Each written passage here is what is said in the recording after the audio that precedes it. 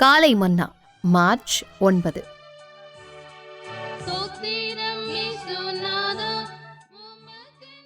வினோதமானதொரு திருப்தி அளித்தல். நான் எடுத்துக்கொள்ளாததை நான் கொடுக்க வேண்டியதாயிற்று. சங்கீதம் 69 அதிகாரம் 4 ஒருவர் தான் எடுத்துக்கொள்ளாததை திருப்பிக் கொடுப்பதே மெய்யான கிறிஸ்தவ ஆவியாகும். இது கேட்பதற்கே வினோதமானதாக தோன்றுகிறதல்லவா?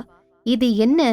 பிசாசானவன் நமது ஆரோக்கியம், சந்தோஷம், அன்பு, சமாதானம் முதலியவற்றை நம்மிடமிருந்து எடுத்துக்கொண்டான்.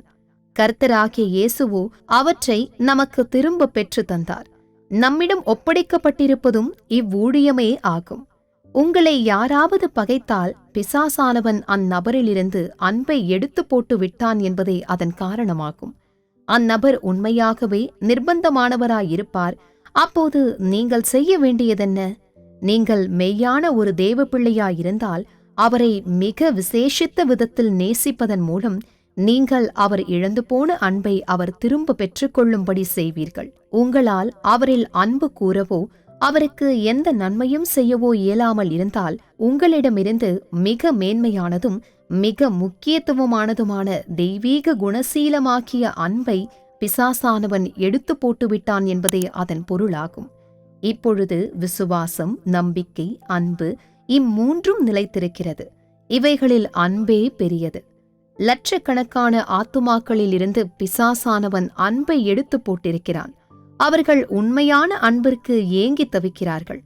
அவர்களிலிருந்து பிசாசானவன் எடுத்து போட்டதும் உலகத்தால் கொடுக்க இயலாததுமான இந்த தெய்வீக அன்பை, மன்னிக்கும் அன்பை நாம் அவர்களுக்கு திரும்ப கொடுப்போமாக. மேலும் ஜனங்களிலிருந்தும், குடும்பங்களிலிருந்தும், வீடுகளிலிருந்தும் சமாதானத்தை எடுத்து போடும்படி பிசாசானவன் மும்முரமாக செயல்பட்டு கொண்டிருக்கிறான். எனவே நாம் செல்லும் இடமெங்கும் இச்சமாதானத்தை திரும்ப கொடுக்கிறவர்களாயிருப்போமா? கர்த்தராகிய இயேசு தம் சிலுவை மரணத்தினால் சமாதானத்தை உண்டு பண்ணினார்.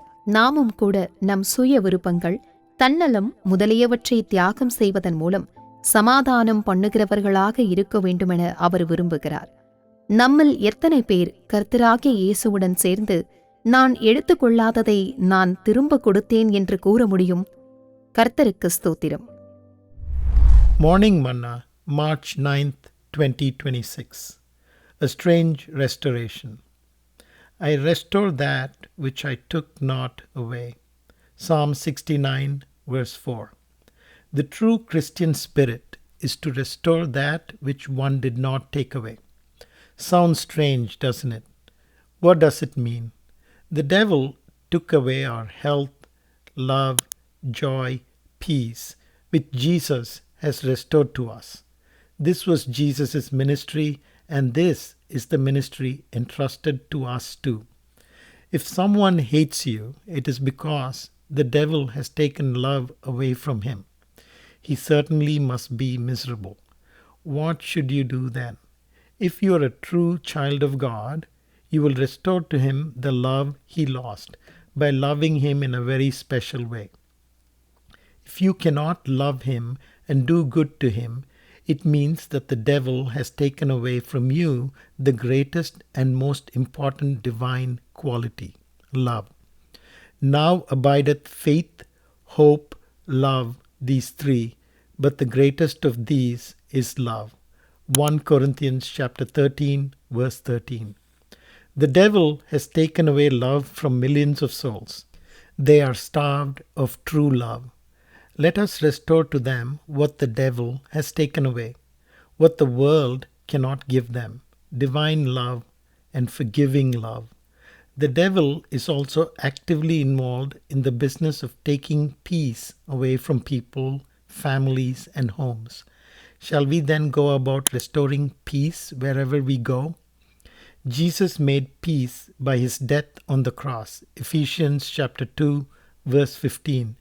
And he wants us to be peacemakers too, Matthew chapter 5, verse 9, by making a sacrifice of our self-interest and self-concern. How many of us can say with Jesus, I restored that which I took not away? May God bless you.